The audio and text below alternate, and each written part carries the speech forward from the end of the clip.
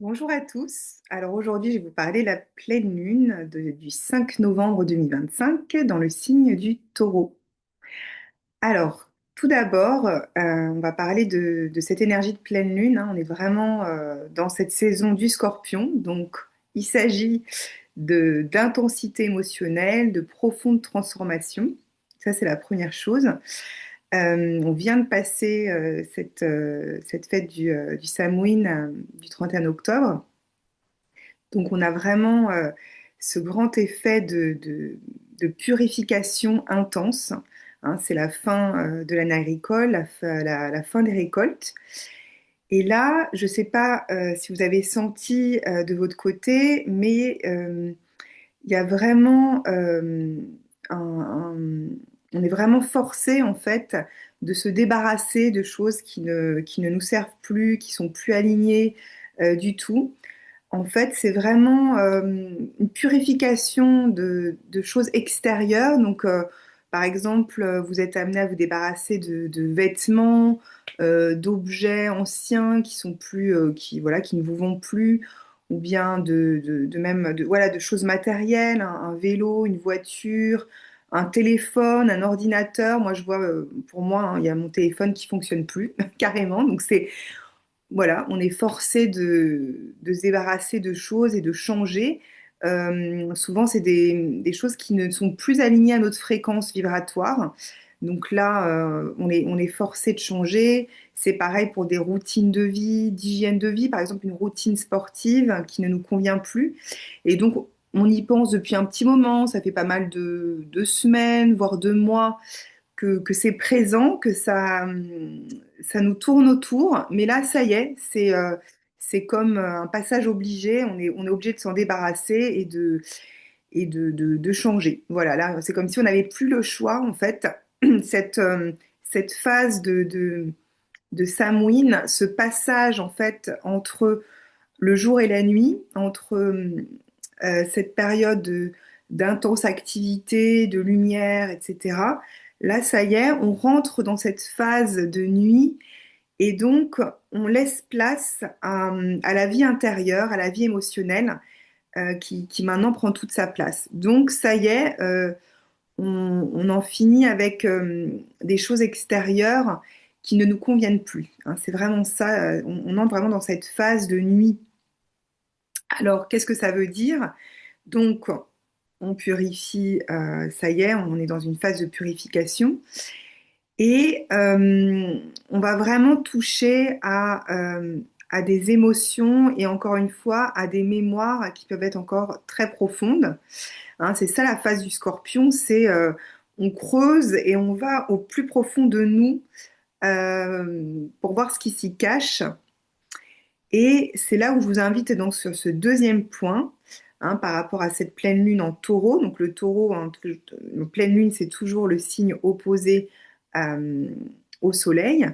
Donc voilà, la lune est opposée au soleil. Donc qu'est-ce qu'on a là, cette saison du scorpion? Le taureau est opposé au scorpion. L'énergie taureau, c'est une énergie opposée au scorpion, c'est-à-dire c'est tout ce qui concerne la sécurité extérieure, la stabilité, la sécurité matérielle, financière, le confort de vie, le bien-être physique, donc c'est aussi la santé du corps physique. Et donc ça rentre en opposition et bien sûr en complémentarité avec le scorpion, qui est tout ce qui concerne la sécurité intérieure, sécurité émotionnelle, stabilité intérieure émotionnelle. Hein, le signe du scorpion, il est vraiment réputé pour avoir beaucoup de sang-froid dans les moments difficiles, de la résilience. Donc c'est un signe vraiment très intense intérieur qui va rechercher au plus profond de soi pour justement trouver cette sécurité intérieure, euh, ce bien-être plus intérieur. Donc, il est en opposition et en complémentarité avec le signe du taureau. Et donc, moi, ce que je vous conseille de faire, c'est vraiment, hein, comme d'habitude, une pleine lune, elle entre toujours en résonance avec une nouvelle lune 6 mois plus tôt. Donc là, on est dans une pleine lune en taureau. Ça veut dire qu'on recherche 6 mois plus tôt la nouvelle lune en taureau qui a eu lieu le 27 avril 2025. Donc recherchez fin avril, début mai. Qu'est-ce qui s'est passé dans votre vie? Qu'est-ce que vous avez mis en place, hein? Quelles graines vous avez semées par rapport à cette énergie taureau? Donc, il se peut que ce soit quelque chose par rapport à votre confort de vie, votre confort matériel. Donc, ça peut être relié à un foyer, à une maison, donc extérieure. Ça peut aussi être lié à votre corps physique. Qu'est-ce que vous aviez mis en place à ce moment-là? Une hygiène de vie, euh, une routine de vie, ou bien il y a quelque chose par rapport à votre santé aussi qui a pu se déclarer donc physiquement comme un signal, en fait, vous savez, votre corps physique, quand il y a des choses qui apparaissent physiquement, c'est toujours un appel en fait de votre corps qui vous dit bon bah stop, il y a quelque chose qui ne va pas dans votre vie qu'il faut changer. Et donc bien sûr, selon l'intensité de ce qui se déclare au niveau physique, si c'est quelque chose de petit ou quelque chose de plus grand, et bien sûr, ça va vous montrer les changements qu'il faut faire, les changements de vie profonds. Et bien là, en fait, on est à ce moment de pleine lune en taureau. C'est l'apogée de ce que vous avez commencé, de ce qui s'est passé dans votre vie fin avril, début mai. Et donc là, ça va à son apogée. Donc, il y a quelque chose qui est en résonance avec ce que vous avez semé à ce moment-là, qui fait écho, et donc qui attire votre attention pour vraiment que vous puissiez donc libérer des choses, parce qu'une pleine lune, c'est toujours une période de libération émotionnelle. Surtout là, on est dans cette période de Scorpion, donc il y a quelque chose à libérer, à transformer par rapport à ce que vous avez commencé fin avril, début mai. Donc, c'est des petites pistes comme ça par rapport c'est comme une histoire qui a commencé à ce moment-là. Et donc, vous dites, tiens, qu'est-ce qui rentre en résonance? Il y a aussi une autre façon de regarder, c'est dans votre thème à vous.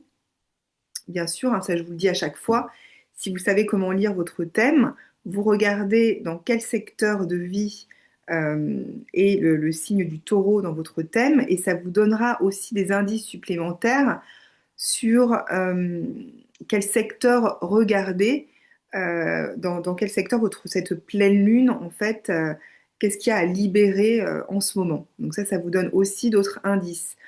Si c'est dans, je sais pas moi, votre maison 10, le secteur professionnel, votre maison 4, le secteur plutôt de la vie intérieure, le foyer, la vie émotionnelle. Donc voilà, ça donne aussi des petits indices supplémentaires de comment vous utilisez les énergies de cette pleine lune, de purification et, comme je vous dis, de libération de mémoire par rapport à votre stabilité, la construction qu'apporte cette énergie taureau, votre bien-être, votre confort matériel et financier. Il y a quelque chose à regarder à ce niveau-là pour vous, pour vraiment pouvoir vivre en fait cette énergie taureau au mieux dans votre vie. En fait, c'est ça, hein, la pleine lune, ça vous libérez des choses pour que vous puissiez être en paix et en osmose avec cette énergie taureau, de tranquillité, de paix, de connexion à la terre, c'est un signe de terre, à la nature, et être voilà, confortable dans votre lieu de vie physique, mais aussi dans votre corps physique. Donc c'est tout ce qui concerne aussi, comme je l'ai dit, le bien-être physique, votre santé physique. Qu'est-ce que je peux vous dire d'autre par rapport à cette pleine lune? Euh, Encore une fois, c'est vrai que ça, je ne l'ai peut-être pas assez dit, mais c'est très intéressant aussi, donc j'avais envie de vous en parler pendant cette vidéo. c'est que ce que vous pouvez voir aussi dans votre thème natal, ou tout simplement rechercher par rapport à votre date de naissance et heure de naissance, mais surtout votre date de naissance, c'est de voir à quel moment, à quelle phase lunaire vous êtes né. Donc, par exemple, moi, je suis née lors d'une phase de nouvelle lune. Et c'est vrai que, encore une fois, selon votre moment de naissance, c'est un petit peu toujours le jour de la naissance, c'est votre identité, c'est votre premier souffle de vie, d'incarnation dans cette vie. Et c'est pour ça que en astrologie, mais je vois aussi par rapport aux séances que je fais dans les archives akashiques, cette date de naissance est très importante par rapport à votre mission d'âme, votre mission de vie. Quelle est votre empreinte dans cette vie? Et donc, je trouve que cette phase lunaire, donc quelle est votre phase lunaire de naissance, apporte beaucoup d'informations aussi de comment vous allez raisonner avec une nouvelle lune, une pleine lune, ou bien un premier croissant de lune, un dernier croissant, lune gibbeuse, premier quartier, dernier quartier. Vous allez souvent plus entrer en résonance avec ces différentes phases aussi, selon votre phase lunaire de naissance. Donc je vous donne mon exemple, par exemple. C'est très facile pour moi de parler de moi, mais c'est sûr que je pourrais aussi parler d'autres personnes. Étant née pendant une nouvelle lune, eh bien, j'ai cette mission d'âme de semer des graines. Hein, je sème des graines de prise de conscience chez les autres. Donc euh, comment dire, cette mission d'âme de nouvelle lune, elle peut se faire au sens propre comme au sens figuré, selon d'autres, bien sûr, d'autres choses qu'il y a dans votre thème. Donc, par exemple, moi, je pourrais semer des graines, c'est-à-dire planter des arbres, comme beaucoup de gens qui sont nés pendant une nouvelle lune. On s'aperçoit qu'ils ont vraiment ce côté euh, de connexion à la terre et ils ont envie de semer des graines. Mais il y a aussi semer des graines, par exemple, au niveau connaissance, de vraiment avoir cet enthousiasme, hein, parce que la nouvelle lune, c'est un début de cycle lunaire, donc on a envie de créer quelque chose de nouveau. Donc il y a cet engouement pour semer des graines et inciter, insuffler chez les autres des inspirations nouvelles. Il y a vraiment cette chose-là très forte dans les personnes qui sont nées lors d'une nouvelle lune. Par exemple, par contre, si vous êtes plutôt, on va dire, né en fin de cycle lunaire, ça va être l'opposé. Vous avez plus euh, ce côté un peu vieux sage qui a envie d'enseigner, de partager des connaissances, mais pas forcément pour insuffler quelque chose de nouveau, mais plutôt pour consolider les choses, hein, pour vraiment plutôt stabiliser les choses. Et il y a le côté vieux sage de vraiment garder les choses telles qu'elles sont. Et donc, il y a plutôt une envie de stabilisation, de conserver. Donc, les personnes qui vont plus euh, être nées à la fin d'un cycle lunaire, après la pleine lune, il y a vraiment ce côté récolte, mais aussi on veut de conservation. Donc, peut-être, je sais pas, je dis ça au hasard. Là, c'est pas un cas pratique réel, mais les personnes qui vont avoir le métier de conservateur dans un musée d'histoire, eh bien, souvent, on va les trouver justement dans cette... ils vont souvent être nés en fin de phase lunaire. Et donc, leur mission va vraiment être de garder, de conserver les choses existantes. Hein, donc vraiment pas du tout pas du tout la même chose que ma mission d'âme à moi en tant que... En fait, quand on est né lors d'une nouvelle lune, on a plutôt une envie d'explorer le monde, d'explorer de ce qui se fait de nouveau et d'apporter un souffle de vent nouveau. Et donc, c'est très intéressant de voir ces phases lunaires. Donc, je vous invite à regarder, vous, quelle est votre phase lunaire de naissance. Et vous allez voir que vous allez entrer en écho avec ces différentes phases de la Lune aussi chaque mois. Ça va vraiment vous nourrir aussi intérieurement et vous allez rentrer en résonance aussi avec ces différentes phases-là et peut-être être plus à l'aise, plus confortable si vous êtes né à une pleine lune, par exemple, à, à la période de la pleine lune. Parce que bon, on entend souvent, oui, cette pleine lune est intense, cette nouvelle lune est intense, etc. Mais je vous invite à regarder, à personnaliser les choses et à regarder comment ça résonne en vous, parce que bien sûr, vous allez être plus confortable et à l'aise avec certaines énergies plus que d'autres. Et donc, comme je vous dis, vous êtes né lors d'une pleine lune, bah, pour vous, ça va être beaucoup plus confortable, les pleines lunes, cette intensité de libérer des choses autant au sens propre qu'au figuré. Encore une fois, euh, c'est, comme vous savez, les anciens avec leurs almanachs, et encore aujourd'hui, hein, je vois les agriculteurs, les éleveurs qui utilisent beaucoup cette sagesse en fait des cycles lunaires et des saisons. Euh, eh bien, les choses, voilà, ça se fait toujours au sens propre comme au figuré, c'est-à-dire que euh, cette période de pleine lune actuelle, eh bien, on a cet apogée au niveau émotionnel, mais ça se fait aussi au niveau matériel, c'est-à-dire que c'est euh, une période en fait de récolte d'intensité matérielle au niveau donc de la terre, mais aussi au niveau des émotions. Donc voilà, comme je vous disais, si vous êtes né au moment d'une pleine lune, bah pour vous, ça va être une phase vraiment naturelle avec laquelle vous connectez facilement. Voilà, c'était ma petite. Je voulais juste vous parler de ça depuis un petit bout de temps, puis à chaque fois j'oublie. Donc là, je voulais vous en parler en ce moment de ces phases lunaires. Mais bon, on est vraiment, voilà, je répète pour résumer cette vidéo qui est basée sur cette pleine lune en taureau, c'est ces deux points essentiels. D'abord, on est dans l'énergie du scorpion, on vient de passer cette fête de Samhain qui est vraiment, on entre dans la nuit, on se purifie, on se débarrasse de tout ce qui ne nous convient plus euh, physiquement, mais aussi intérieurement et émotionnellement. Et donc, il y a des choses à transmuter, à transformer en profondeur.